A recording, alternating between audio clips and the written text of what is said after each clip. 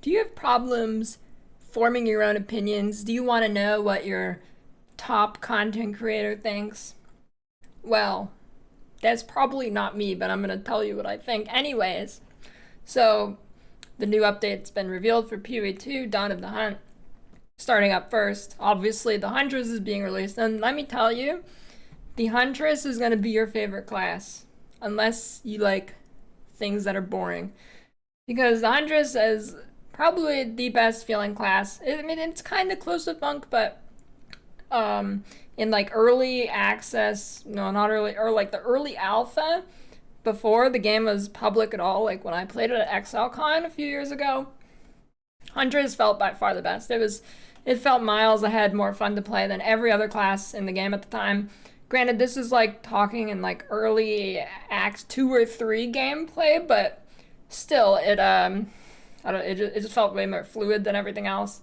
Granted, this could have changed and it could have been significantly changed in the meantime because it has been a while, but I have a feeling it's still gonna be good. I'm giving this a preliminary like 9.5 out of 10 because I'm telling you, I'll eat a shoe if I'm wrong on this, but Huntress gonna be the GOAT.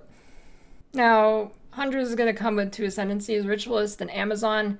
Amazon's the one that I think is going to be the popular one. It gets a lot of elemental attacking stuff. And it also gets elemental damage, leeched his life, which is really good because most of the leech in this game you can only leech off of fizz, which is not too good, especially when most skills end up converting their fizz to an element.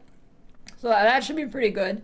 And leech got buffed maybe a few times, at least once during the first season, but coming up, I've heard leech is in a pretty good spot, so that might end up being pretty good on Amazon, but I don't really know. I have not played a leech build yet in PoE2.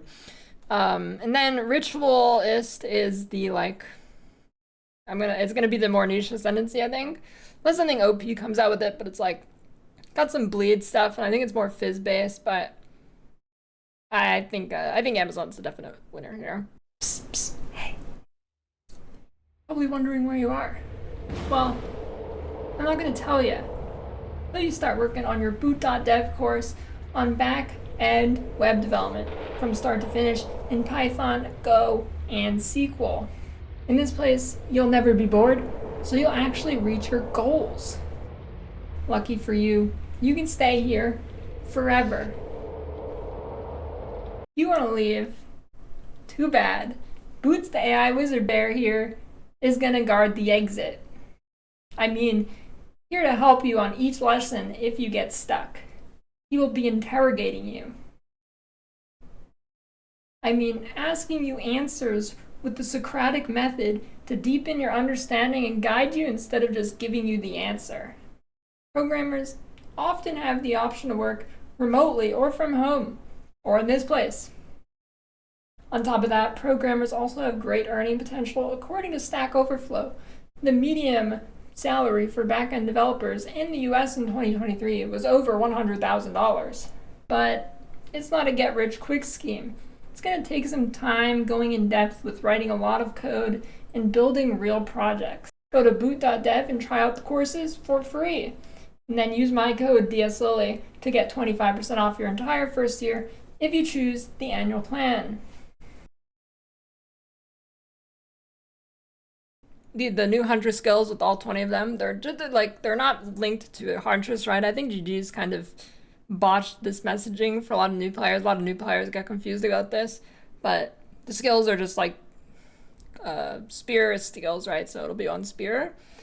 So I don't really care as much about Amazon or the Huntress. Thematically, it's cool, but I care more about the actual skills. So they might end up being better on something like Deadeye, because Deadeye is kind of OP. So if it doesn't really get nerfed, I might just go Deadeye instead, but we'll see how it plays out. We don't really know yet. So besides the Huntress, we have 3 new ascendancies. Warrior is getting Smith the Katava, which looks very good. Very defensive, and defense in this game is very hard to get. So that'll be good. You can get like extra life, extra fizz taken as fire. It'll give you the ability to get to 90% max res. Should be pretty crazy. And then Mercenary gets Tactician, which out of all of the ascendancies revealed, I think is the least whelming one. It's underwhelming. It's like a minion slash support kind of play style. If that's your thing, then it looks good, I guess. But overall, I think it was the least whelming one. Witch gets Lich, which I believe, I don't really know what it, I don't really remember it. I just remember it looks good. So that should be good. Overall, I think the new ascendancies look pretty good. 100%. Dude, I've made like 5 takes. I keep saying 100%, so I'm just gonna screw it. 100 plus new sport gems. I mean, it's probably close to 100% more actually, but you know, whatever. These sport gems are, well, we don't really know most of them, but the game's felt like it's had a big chunk of sport gems and stuff missing, leading to pretty bottleneck build stuff. And it's true because, well, we are missing a chunk of the sport gems, which will be coming in this patch, and I'm sure there will be more down the line too.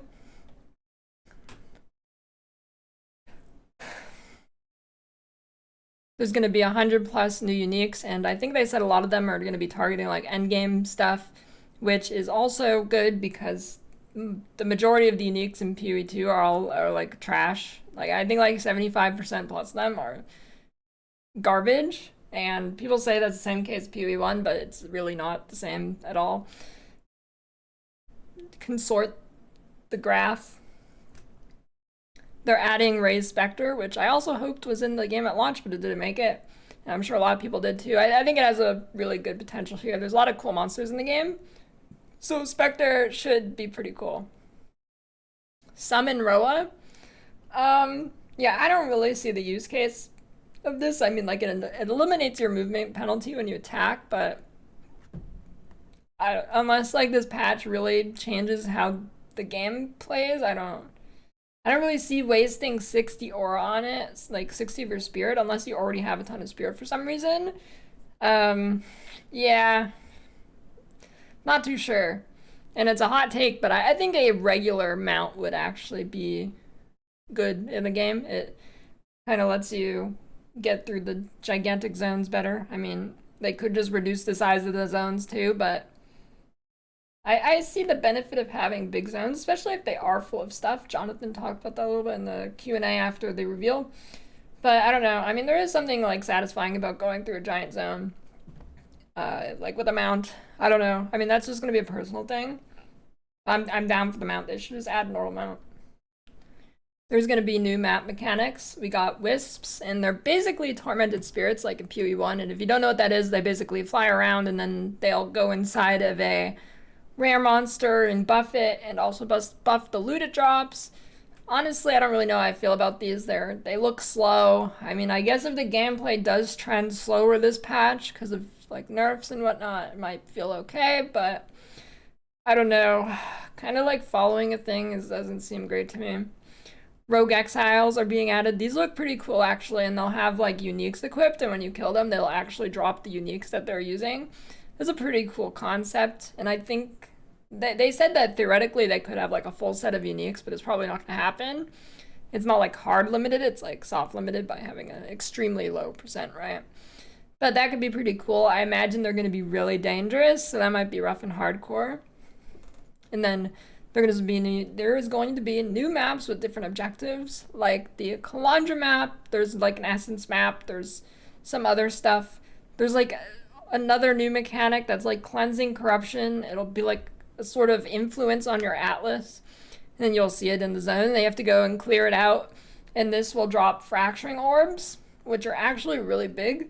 I think the crafting for this league is going to feel much better than it did in the first league because they added fracturing orbs. They're upgrading the drop rate on like greater essences and stuff, I believe. There's something else too. Oh yeah, recombination. I think the crafting is going to be way better. And I know it's probably not going to be enough for people who still want the game to be like a carbon copy of PoE1, but it's definitely a step in the right direction, especially depending on the recombination. They could definitely weight it towards being worse, but recombination in PoE1 is really good, even at like a kind of nerf state than it used to be, I believe.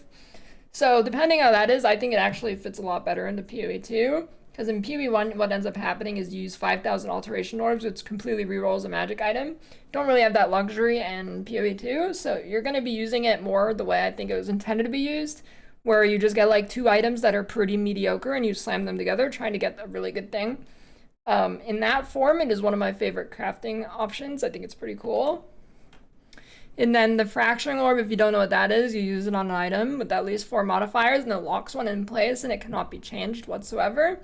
And the reason this is good is because then you can completely reroll the item, like say with Chaos Orbs, until it hits other good things, and it really improves your chance of hitting something good because you can't remove that one good mod already, and it helps a lot in getting like baseline and end line items too, like late on a character, early on a character. Either way, it's really good. It can be used as a budget thing, or it can be used in like a full crafting project.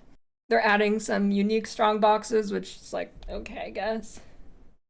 Towers are improved. They still exist, I guess, unfortunately, but I think they're going to be okay. There's less towers to run, but it also applies to more maps, and you can use more tablets at once, and the tablets apply to more maps and add more stuff. I think it'll be much better instead of like having a big area where you have to run to like 10 towers all around. I mean, it's usually a little bit less, maybe like 6. And then all those maps are really boring. Now you just run to like 1 or 2 or something, and it'll apply to all the maps in the area. And you can use all your tablets at the one tower. Now, I mean, I'm still not a huge fan of towers, but it's certainly better than it was. And they also added like unique tablets, which will let you skip over zones, so you don't have to go through every connected zone. So you could like hop over a lake if it's blocking you from progressing or something, right? Or there's a mire in the way and you don't want to do it, you want to get to the savannah, you could just go to the savannah. They added corrupted essences, which will have new special properties, pretty distinct from the default ones. There's more rune tiers, which means better runes, but I hope the highest tier of runes actually drops in like Cruel and you don't have to wait till maps or something, because the bridge of getting out of Cruel into maps is kind of annoying with making sure your res cap, so that'd be pretty good if it's actually just dropping in Cruel. I think that's it.